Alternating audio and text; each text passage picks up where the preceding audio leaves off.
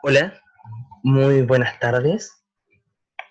Les doy la más cordial y gentil bienvenida a nuestra cápsula de historia, en la cual daremos este repaso final y para adentrarnos mucho más ya en este periodo de independencia.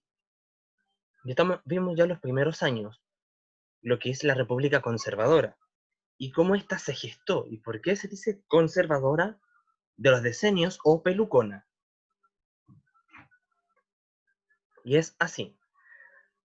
Se conoce como República Conservadora porque es el Partido Conservador quien está a cargo de este periodo. Y no porque a nosotros nos toca ahora, sino que por votaciones. Pero ¿quiénes votaban? Hombres con cierto estatus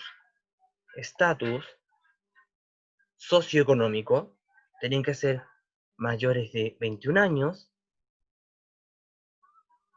y acreditar tener alguna empresa o algo donde genere más dinero. Y acá estamos, República de los Decenios.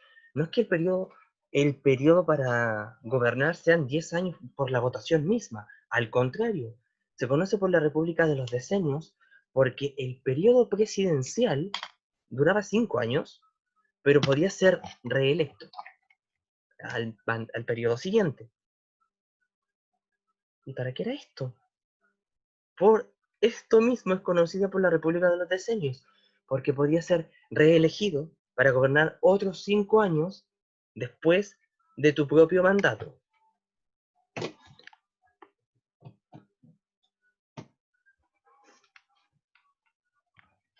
He vuelto. Es así. Entonces, ¿cuál es la importancia de esto? Conocer, identificarlo. Pero también, ¿por qué República Conservadora de los Decenios? O porque a ellos se les decía pelucones.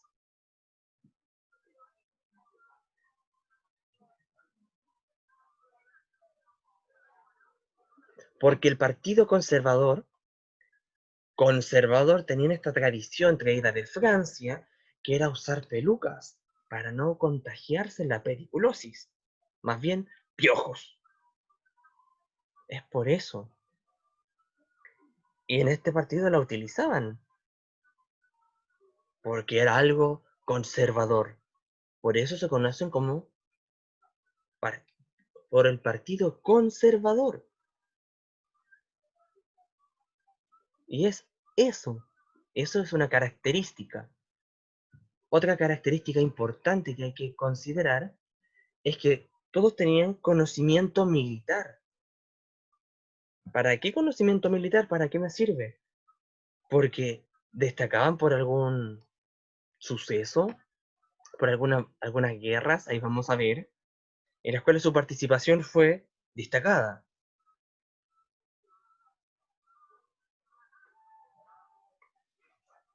Así es, la participación fue destacada.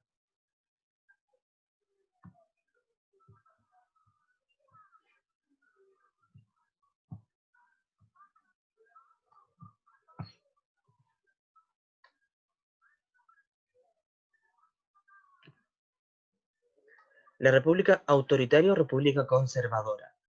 ¿Por qué autoritaria? Otro término que hay que explicar. ¿Qué sucede acá? Es así. República autoritaria. Porque es autoritarismo.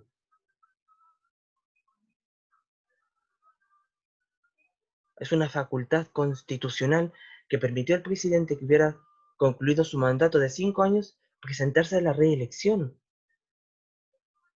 Y no porque diga, no, yo voy a ser presidente otra vez. No, es autoritarismo porque los que pueden votar y pueden votar por ti es el grupo social que tú sabes que lo hará. Entonces, eso es autoritarismo. Y aquí tenemos a los presidentes de este periodo. José Joaquín Prieto, Manuel Bulnes. Manuel Bulnes. Manuel Bulnes. Él, él tuvo una estupenda participación en un conflicto bélico que vivió nuestro país. Tuvo una participación asombrosa y ello elevó su popularidad.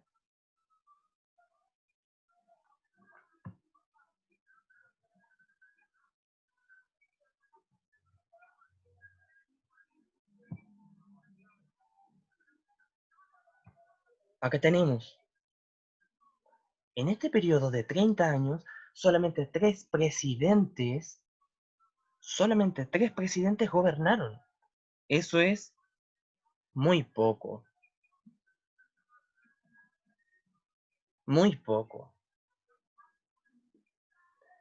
Pero, ¿por qué fue tan importante? ¿Por qué se estudia este periodo? Se estudia porque exactamente en el año 1833 es promulgada una constitución, que no es cualquier documento, es una carta magna. Es una carta magna. No hay ley que esté por sobre la constitución. Pero ¿por qué sale Portales aquí? ¿Qué tiene él que ver? Porque la constitución de 1833 estaba sentada en las bases portalianas, el ideal portaliano.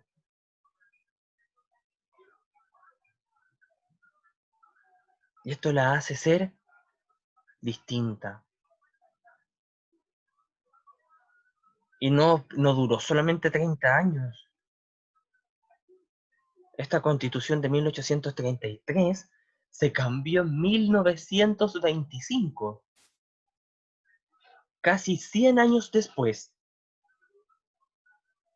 Casi 100 años después. Es mucho tiempo, ¿no les parece? Pero ¿qué otra cosa importante pasó en este periodo? Pasó lo siguiente. En nuestro país, al iniciar este periodo, estaba en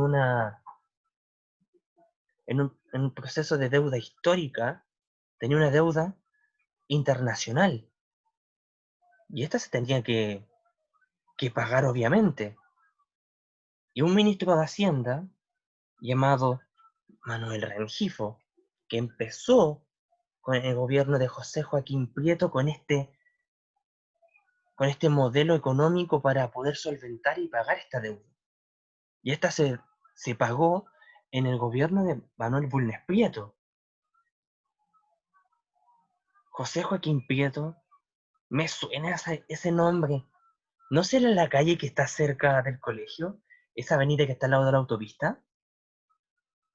Efectivamente, esa calle se llama José Joaquín Prieto. Esa calle se llama José Joaquín Prieto. Entonces,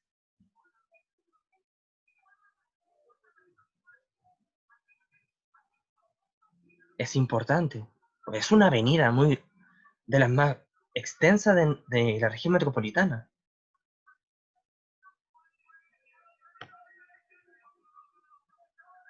Y aquí estamos en esto, aprendiendo, hablando sobre esto. El, el ideal para cualquier persona que aspira a un lugar para tu país en la historia es hacer algo por tu país. ¿Y qué mejor que hacer algo por tu país que ayudarlo a crecer? Ayudar a crecer tu país es algo que no cualquiera decide hacer. No cualquiera decide ayudar al país, pero con autoritarismo, eso quiere decir que no todos participan en esta ayuda, en esto que se quiere realizar.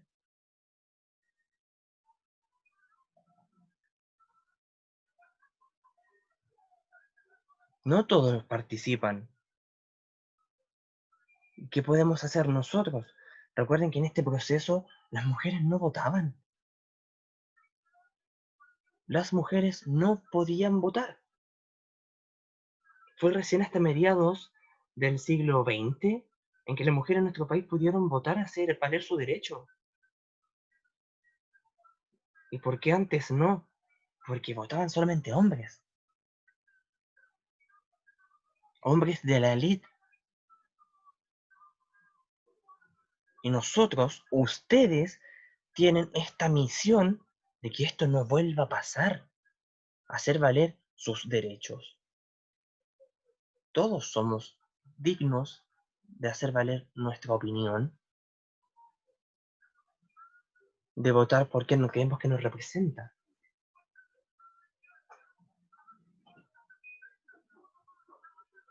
De decir, no, yo quiero que él me represente, que ella me represente, seas hombre o seas mujer.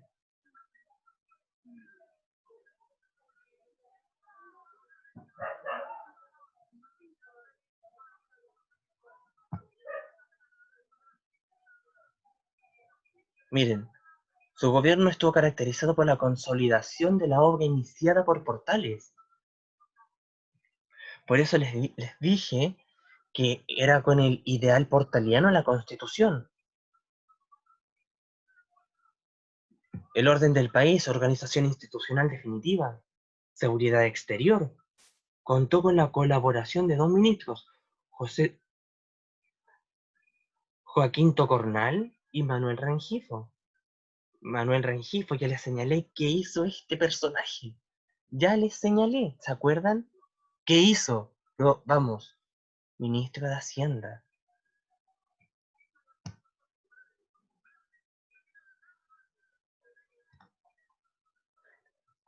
Primeras acciones del ministro Tocornal.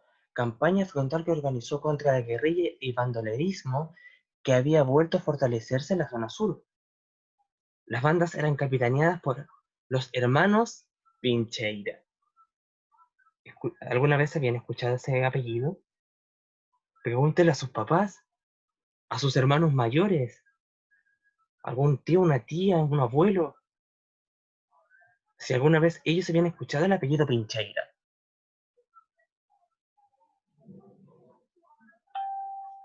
Es bastante conocido, tiene una historia bastante peculiar este apellido en nuestro país.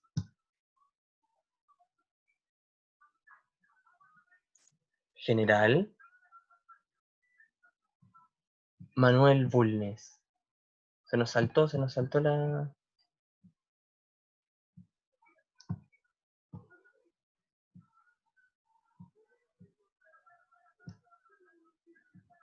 Acá. Aquí está General Manuel Bulnes. Localizando la guarida de los forajidos, logró derrotarlos y destruir la montonera. Él aquí fue prácticamente un héroe. Participación destacada.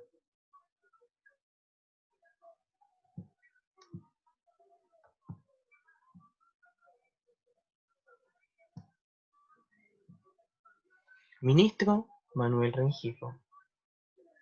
Tomaba las riendas de la economía, consecuente con la idea de transformar Valparaíso en el primer puerto del Pacífico. Se establecieron los almacenes francos. Se descubrió en 1832 la mineral mina de plata de Chañarcillo. Era muy rica en plata esta mina. Favoreció y aportó enormemente en este ideal de salir de esta deuda para hacer algo más por nuestro país.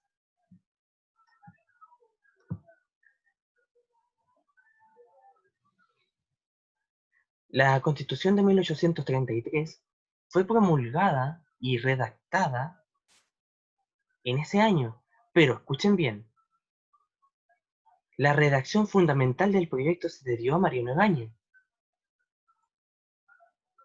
La Constitución de 1833 no tuvo ninguna reforma en sus primeros 38 años, es decir, estuvo toda la República conservadora, pasaron años, y recién 9 años después de que la República Conservadora no estaba en el poder, se hizo la primera modificación.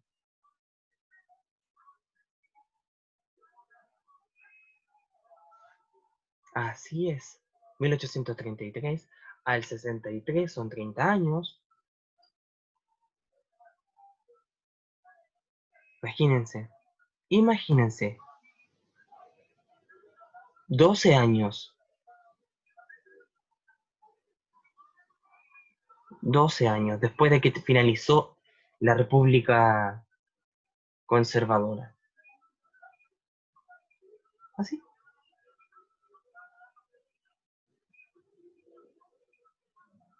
eso es, fue así de trascendente. ¿Por qué no la cambiaban si no favorecía a los demás? ¿Qué sucedía? Si no las ayudaba a todos, ¿por qué no la cambiaban?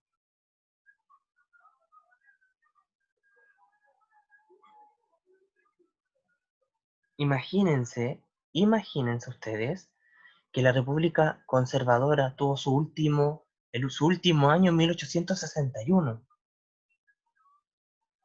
En 1861. Y vivió su primera reforma en 1871. Mucho tiempo después, 10 años después de que finalizó. No sé por qué decía 12, había sacado un 2 imaginario, pero 10 años. 10 años después de que finalizó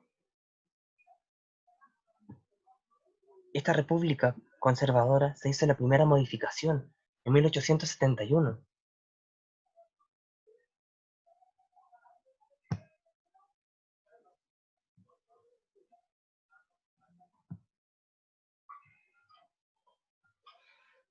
¿En qué se basaba la Constitución de 1833? En el amplio poder del presidente de la República. Podía oponerse al proyecto de ley que le presentara el Congreso. Fíjense en esto. Si pónganse en el ejemplo ustedes ahora, en esto de lo de la FP. Están diputados y senadores peleando por aprobar que se hace o que no. Y si ellos lo aprueban, pero el presidente se opone, no se hace.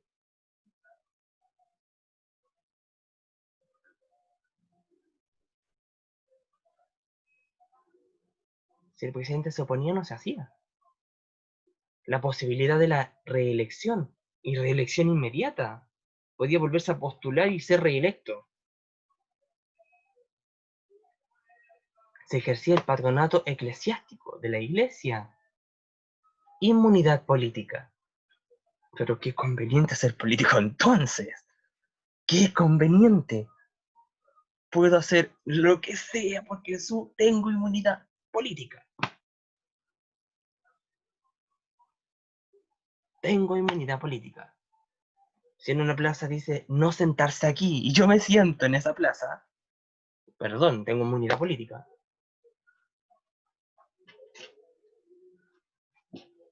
¿Qué hacemos entonces? Estudiarlo para comprenderlo y entender la importancia de una constitución que nos represente. De una constitución que nos represente.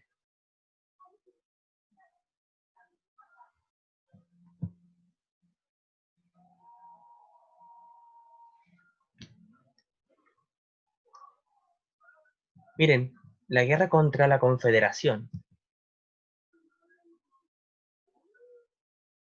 El segundo ministerio de Portales. 1835-1837. Y la guerra contra la Confederación. Desde 1837 al 39. Batalla importante. Guerra importante. ¿Y cuál habrá sido el personaje principal que destacó acá? ¿Cuál habrá sido el personaje que destacó en la guerra contra la Confederación?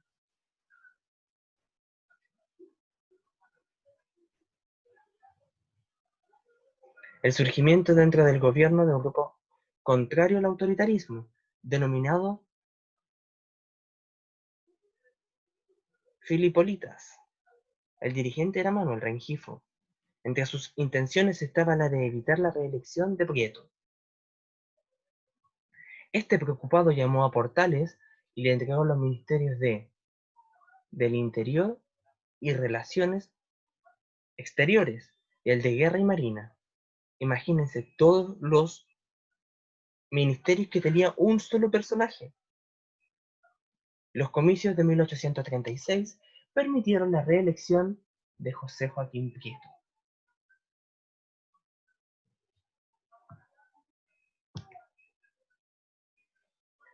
El segundo periodo de Prieto estuvo marcado y centrado prioritariamente en la guerra contra la Confederación Perú-Boliviana. Pero, perdóname, ¿otra vez? ¿Otra vez me suena este conflicto?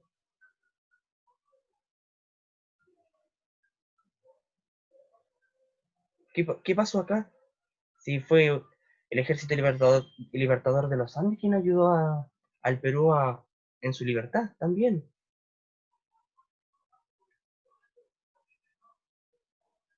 ¿Qué sucedió acá?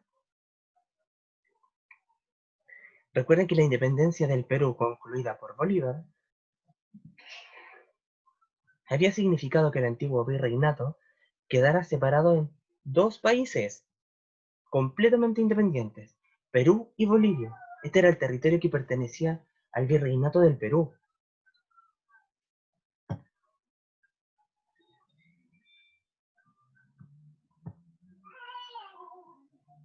Ambos estados fueron unidos nuevamente en una confederación.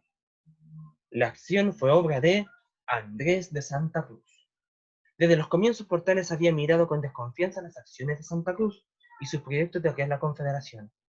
Portales, un visionario en este tema, él veía con malos ojos esto de querer nuevamente unir estos dos países, porque ya habían sido separados en países independientes. Portales pensaba que volverlos a unir iba a tener relación con la idea de expansión de esta confederación, expansión territorial, expansión territorial, y él ya lo había visto con malos ojos. ¿Y por qué este conflicto? Recuerden que se quería, Rengifo comenzó a trabajar en el puerto de Valparaíso con sus ideales y su política de que fuera el primer puerto del continente. Pero estaba el puerto de Callao, en Perú. ¿Cuál otro compromiso? Compromisos económicos impagos. ¿Por qué impagos si se estaba trabajando para poderlos pagar?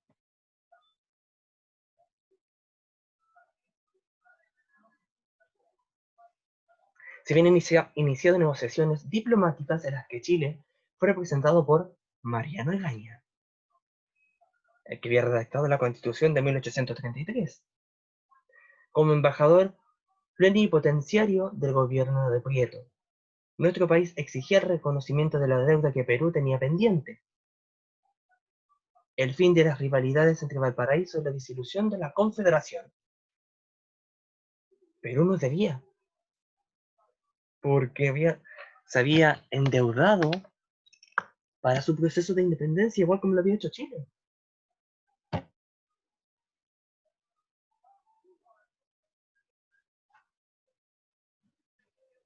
Las fuerzas militares de la Confederación, lamentablemente, eran superiores a las nuestras, y la guerra no fue bien recibida en nuestro país, porque se entendía que era probable, y lo más probable, que se perdiera.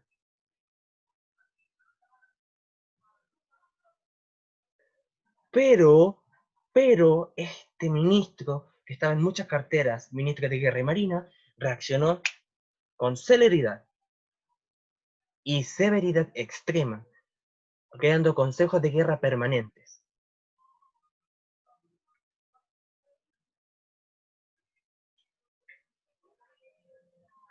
Con un complot militar en su contra, Portales decidió trasladarse a Quillota, con el fin de inspeccionar un cuerpo del ejército allí apostado.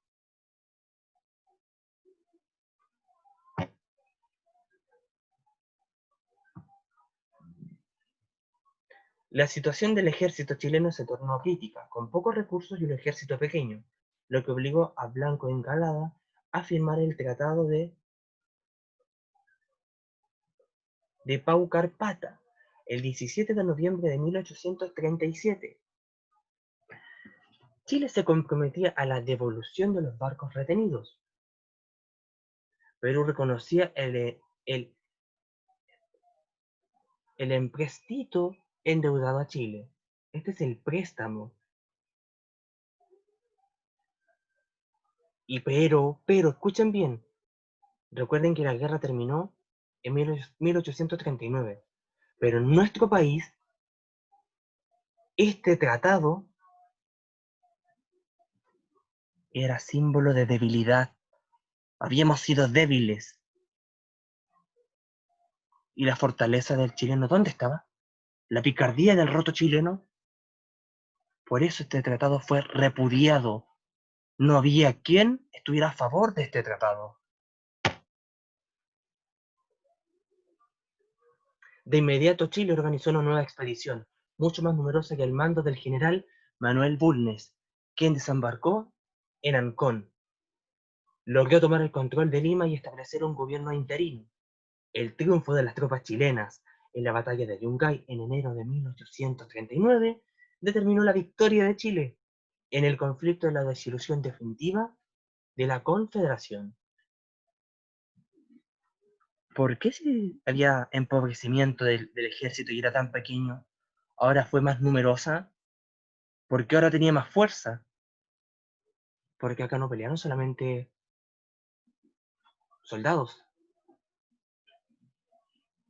no pelearon solamente soldados, peleó gente común y corriente,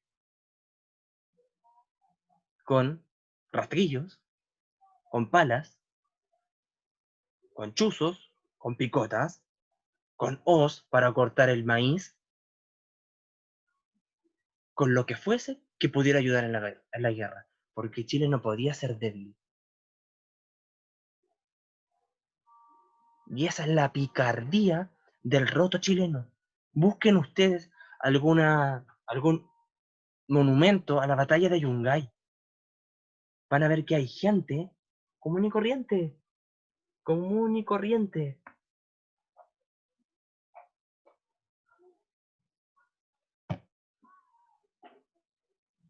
Chicos, espero que les haya gustado nuestra cápsula de historia. Que tengan todos ustedes muy buena tarde. Nos vemos en nuestra próxima cápsula de historia. Será hasta la próxima. Que coman rico, no lo olviden.